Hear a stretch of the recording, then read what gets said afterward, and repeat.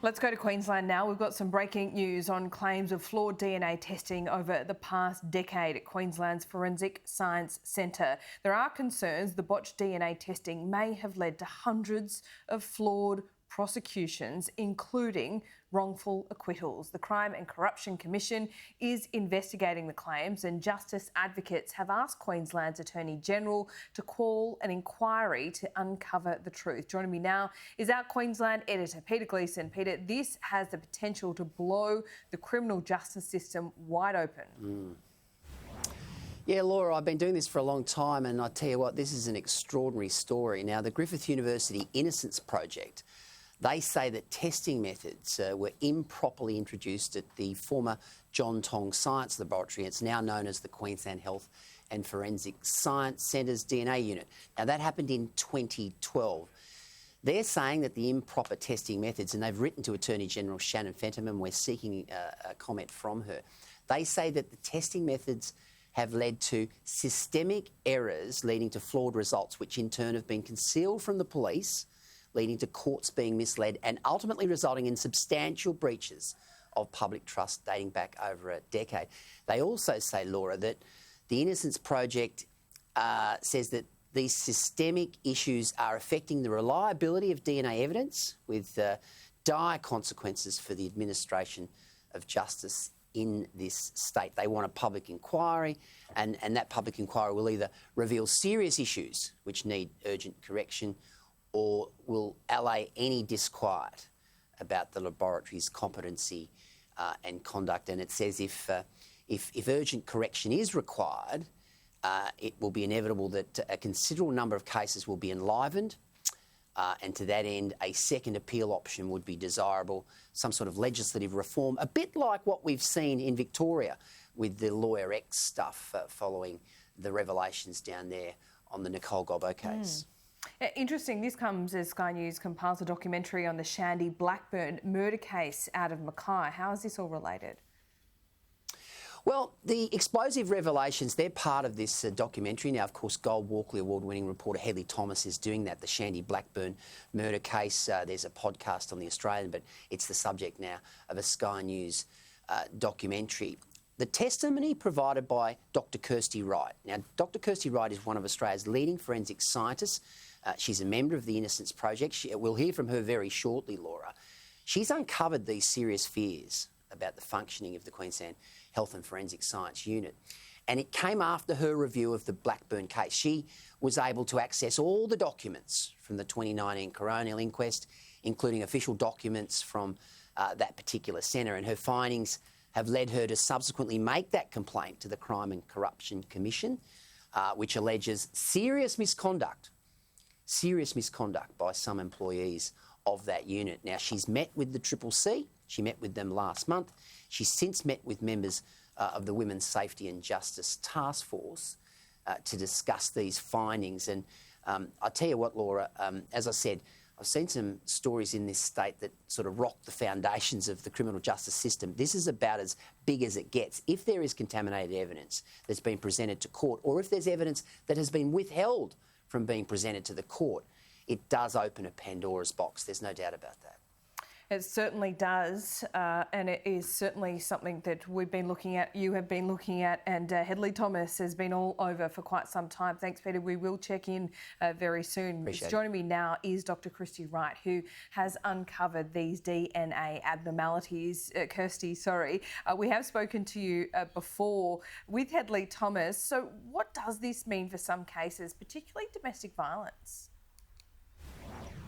Well, what I found from the official documents from Shandy's case is that there's systemic issues affecting the entire DNA profiling process. So that means that many hundreds or thousands of cases where an offender should have been identified and possibly even convicted may not have happened, possibly leading to them having an opportunity to reoffend. And the question is this still happening today? And I was able to find results released from Queensland Health Forensic Scientific Services DNA lab to demonstrate that a particular sample type taken from sexual assault crimes, where it should have a 100% success rate, was having less than a 50% DNA profiling success rate, which is absolutely appalling. So you would have to say that this issue has spanned, at least a decade and could have affected many hundreds of cases. So Kirsty, this is pretty serious. Are we talking about criminals getting off because of DNA samples not being properly assessed? Yeah, that's right. So potentially the police haven't been able to properly investigate these crimes and possibly haven't even been able to identify a suspect. If a suspect has been identified and their case is taken to court, possibly the DNA issues are affecting the ability for the criminal courts to be able to properly undertake their functions. So we might be getting false acquittals and maybe even wrongful convictions as well. So wrongful convictions, and if you say this has been dating back a decade, this could be a full-blown crisis there in Queensland, could it not?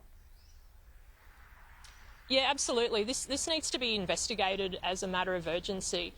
It appears that these issues are entrenched in the DNA labs culture.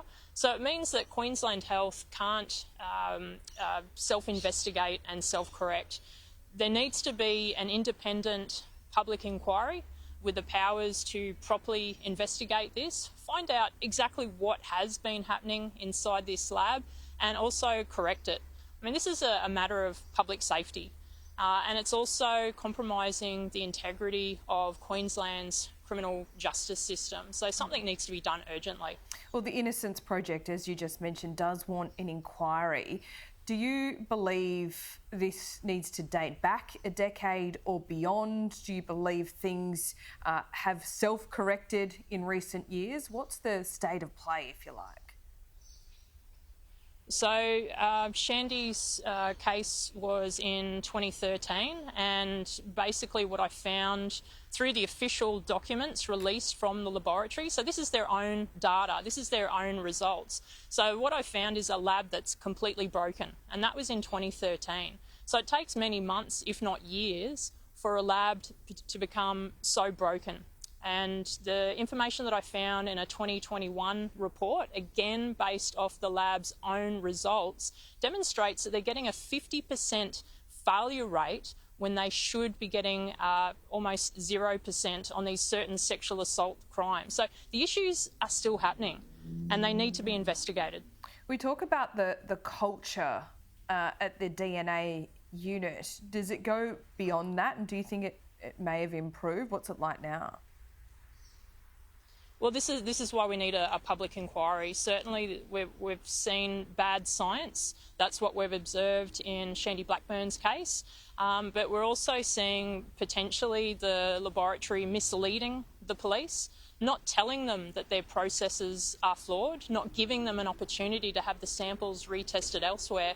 But also what I observed in Shandy's case is that the courts weren't properly informed that they weren't getting profiles when they should be, for example, from a pool of blood, from a dirty vehicle and so forth. So that definitely is misleading, and it could impact on the courts arriving at a correct decision.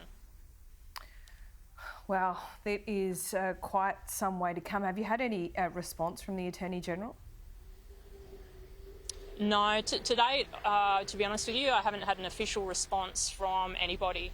These claims were made public back in November, and there's been no official response from anybody from within the government. And interestingly, the laboratory has been given many opportunities to not only comment but refute my findings. So to date, none of my findings or allegations have been refuted. And I'd be more than happy for the laboratory or somebody to politely say to me, Kirsty, what you found is wrong. But to date, that hasn't happened. Okay, Kirsty, right, this is a really big, important story that we will be following here. We thank you once again for talking to us. We'll keep in touch. My pleasure. Thank you. Coming up after the break.